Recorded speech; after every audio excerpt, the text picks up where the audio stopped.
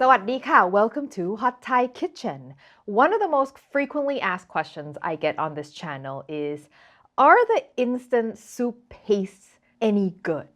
You can commonly find these at Asian grocery stores, and people just want to know if it's like worth spending their money on. Now, to be honest, I've never really had a good answer for this because Thai cooking comes so naturally to me that I've never had a reason to use them, right?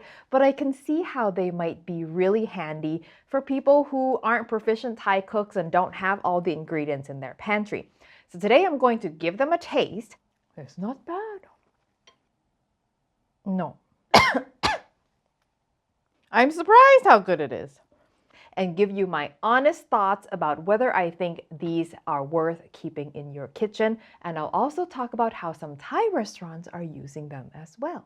There are many different kinds of soups and sauces that I can taste, but today I'm going to try the 3 that I most commonly get asked about, which are instant tom yum soup paste, beef noodle soup paste, and instant curry sauce.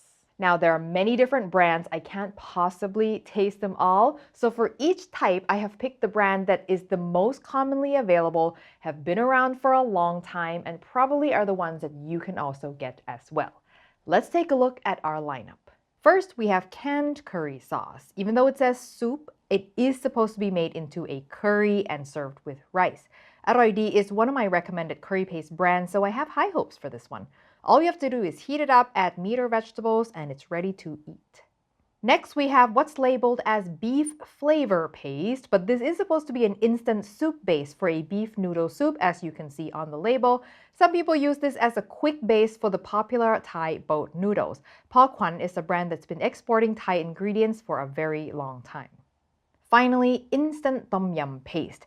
Theoretically, you can add spoonfuls of it to hot water and instantly get a completely seasoned tom yum broth, add some shrimp and mushrooms, and you've got our famous tom yum goong. Kok brand is a huge exporter of Thai ingredients and is one of the most common brands of tom yum paste on the market.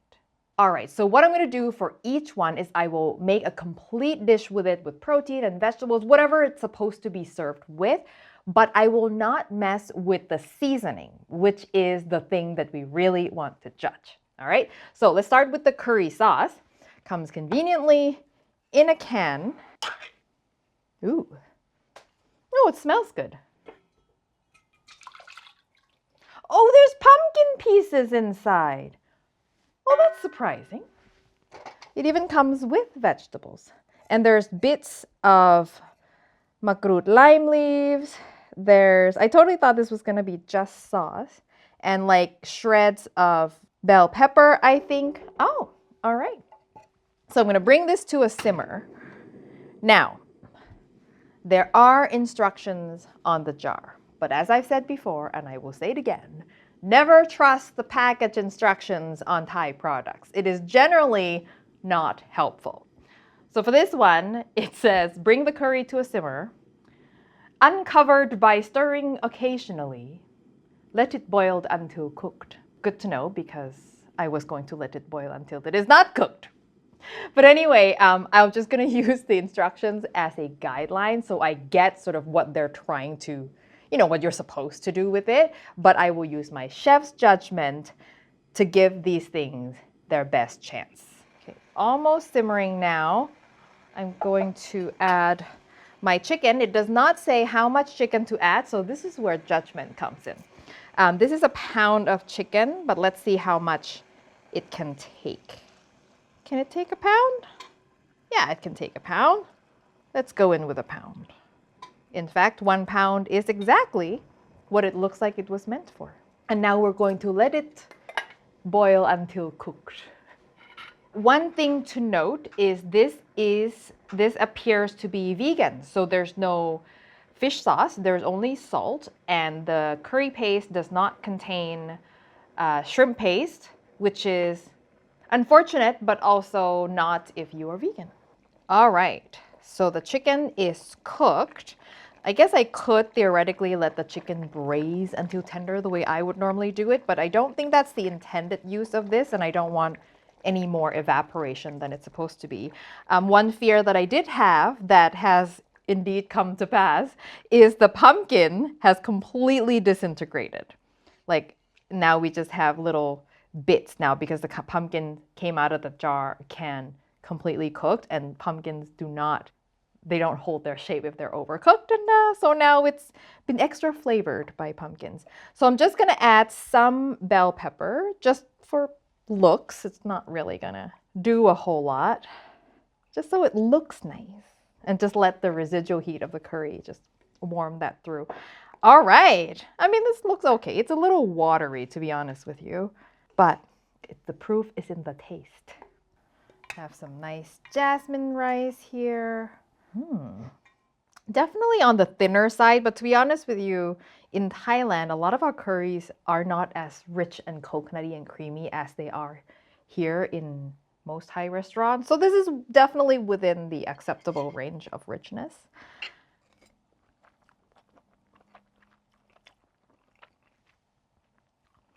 It's not bad. I'm surprised how good it is. I mean, it is a little lighter than I would prefer it. I would prefer a richer, creamier, more coconut milk. But once you add the chicken really flavors the broth as well. So that's important. So if I were to say put rotisserie chicken already cooked into here, it probably wouldn't be as good because the broth itself doesn't have any umami from the meat. But if you put raw chicken or raw meat, raw pork, raw beef, whatever, the meat juices will do a lot in building up the intensity of the broth flavor. It's a little light on fish sauce. This appears to be vegan, so there's no fish sauce. There's only salt. There's no fish sauce. If I were to serve this for myself, I would add a little more fish sauce, a little light on coconut milk. If I had this to work with, I would let it reduce and then add coconut milk to make it a little richer, a little creamier. But man, straight out of the jar, it's definitely not bad. I want to taste the broth straight up. Definitely more soupy than it is curry, but good flavor. Totally not bad with some caveats. Next, we've got the instant beef flavor paste for noodle soup, as you can see on the package here. The instruction says, put 1 spoonful of paste in 3 cups of water. What kind of spoons? We do not know. It does not say. So I'm going to assume, because these are Thai people, we're going to use like our regular rice eating spoon. So here's 3 cups of water and one spoonful. And we'll go from there. I'll taste and adjust the strength as needed. Doesn't look like much. I feel like we might have to add more, but we'll see. I definitely smell some spices. So I think it was intended to be a soup base for boat noodles, because that's like the Thai noodle soup that has this sort of spice smell to it. But whatever it is, I just want it to taste good. Okay, let's taste that and see if 1 spoonful is enough. Oh, the spices are quite intense. Oh, it definitely needs more. 1 more spoonful, I would say. And now I can't see the paste, and I don't know if it's dissolved or not. Oh, I'm gonna do a little bit more because we're gonna put these over noodles, and then by that time it might be a little weak. So whatever's left on my spoon here. So I don't know, if I had to estimate, that was probably a little, maybe 3 tablespoons for 3 cups of water, or maybe 1/4 cup. And now, to make this a complete dish, we're going to add beef balls, or pork balls in this case, and let that cook in there, and the pork meatballs will flavor the soup somewhat. All right, that's probably good enough.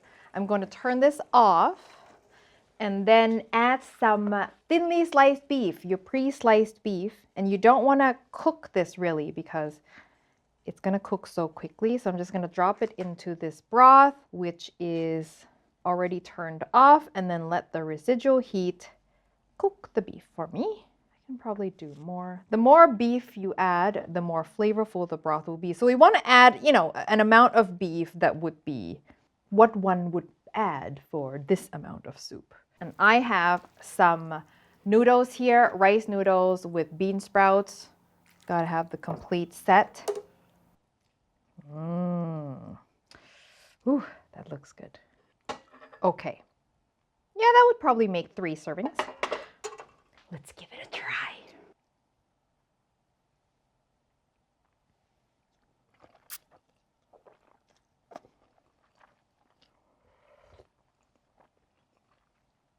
You know, is it like, oh, that's really good?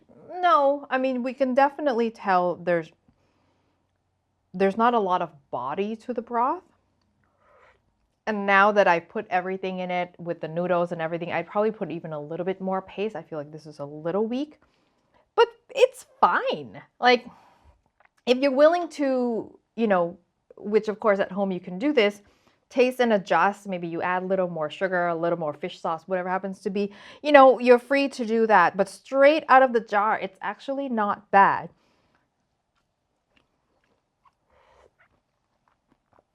Yeah.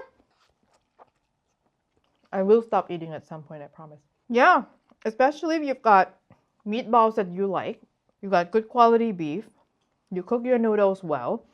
It's definitely a totally acceptable dinner considering this came out of a jar.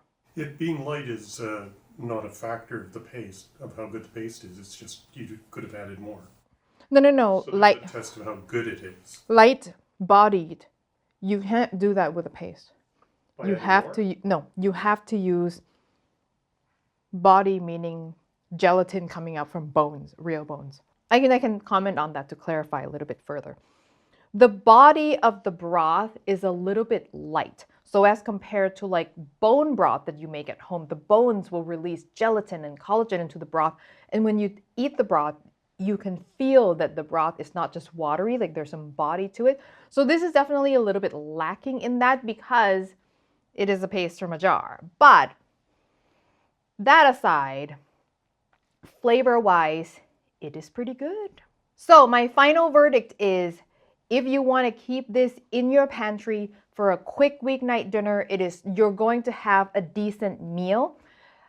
The MSG is strong with this one. I will tell you that right now. Like, I taste it, I know what MSG tastes like. There's a lot in here. So if you're sensitive to MSG, you don't like that feeling of like, you know, being thirsty after a meal heavy in MSG, this is probably not for you. And now for the one that gets asked about the most, tom yum paste. Now, by the way, if you're thinking, what about pad thai sauce?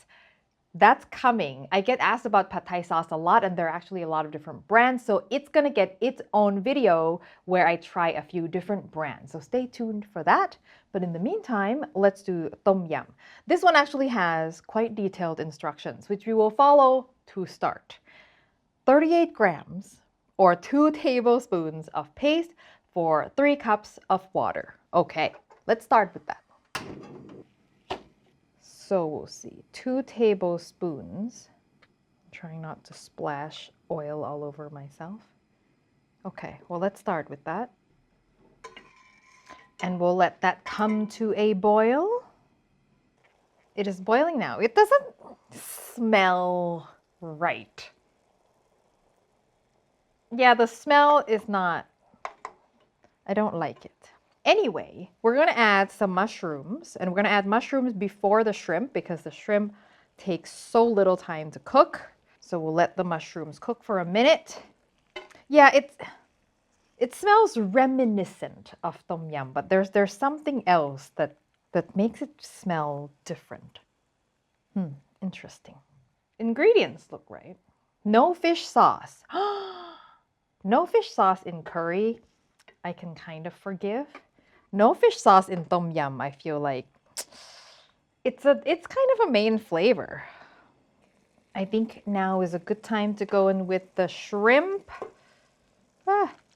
Just give it 1 minute or so or 2 until it's cooked. And cooking the shrimp in the broth will really do a lot to help the flavor of the broth. So I feel like when you're working with paste like this, you have to cook the protein in the thing itself and be generous with the protein amount because a lot of flavor comes from that. Okay. Shrimp look pretty much done. I'm gonna turn it off and then let's put some cilantro in it because it looks so sad. Okay, oh, you know what? I should taste and see if I need to add more paste.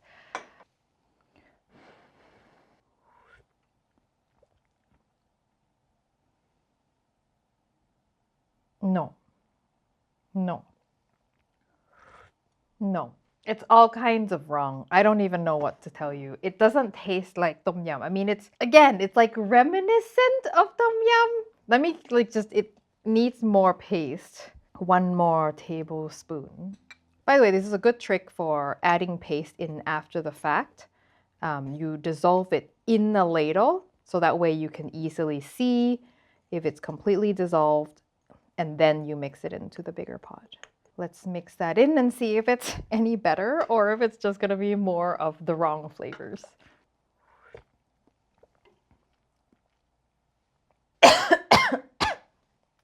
It's much better with the added spoon. Again, it tastes like it should be a tom yum, and if I had to guess what this was trying to be, I would probably say tom yum. But compared to like a freshly made pot, it's pretty far from it. Will you enjoy it? Like if you're in a rush and this is just all you have, like it's fine. Like Adam, you want to taste it and let me know what you think? Sure. Thank you. It's not tom yum. Yeah, like it's not tom yum. I mean, if I was given this as a soup, it would be, oh yeah, okay, that's a cool soup. But it's not tom yum. Yeah. So Adam kind of agrees where it's like, it tastes fine, but it doesn't taste enough like tom yum for me to be able to recommend this to you. Let's just put it that way. So if you want a soup, sure. But if you want tom yum soup, I wouldn't. If I ordered tom yum and this arrived, I would have think that they sent me the wrong soup. So I want to take a moment to talk about how I've seen some Thai restaurants use these. So first of all, pre-made curry sauce. Don't worry, that is not a thing that any Thai restaurant would use because most of this is just water, right? And it doesn't make any sense why a restaurant would have to pay for someone else's canned water when they could just add their own. However, most sort of, your cheap and cheerful Thai takeout places would use pre-made curry paste and then they'd add their own coconut milk and seasoning and all of that. Some Thai restaurants do make their own curry paste from scratch, especially the nicer, higher-end one, they definitely do. But this is strictly a consumer-only product. These two pastes, however, how I've seen them used is restaurants would add them to boost their soup. So they'd make a tom yum soup with the herbs and the seasonings and everything, and then they'd add some of this to boost the seasoning. And same as with the beef noodle soup, like if a restaurant has boat noodles, they will make the broth from scratch, but then they'll add some of these to it. And then what I think they're trying to do there is cut down on cost, because if they add some of this paste, they can use less of the fresh ingredients that are more expensive. Or some of them might be trying to take advantage of the MSG that is heavy in these things. And so they just feel like, oh, if they add the paste, the soup just ends up tasting better without needing to add straight up powdered MSG. There's a number of different reasons why, but typically in a restaurant, they're not just using these, but they are added as a supplement. Now, at home, could you make a tom yum and add a tom yum paste as a supplement? Sure, you can, but I don't think it makes sense because you're already making the soup and you're not operating at such a large scale that this is going to cut down on your cost in any significant way. So it's better to just like make the whole thing from scratch. Hey, and if you want the MSG, you just add some MSG, right? It's much cheaper than adding this just to get that umami boost. And that's it. I hope you found it interesting and useful. It was definitely interesting for me to find out what these taste like for the first time. So if you want to make curries, boat noodles, tom yum soup from scratch, obviously hotthaikitchen.com is there for all of your Thai recipe needs. But also on my website, I do have a recipe for a homemade tom yum paste, which I use to make tom yum fried rice and tom yum spaghetti. And so if you want to see how you might be able to make your own tom yum paste and incorporate it into dishes, definitely check that out. I'll link to it below. A special thanks to all of our Patreon members who help support the show. And thank you as always for watching. I'll see you next time. สวัสดีค่ะ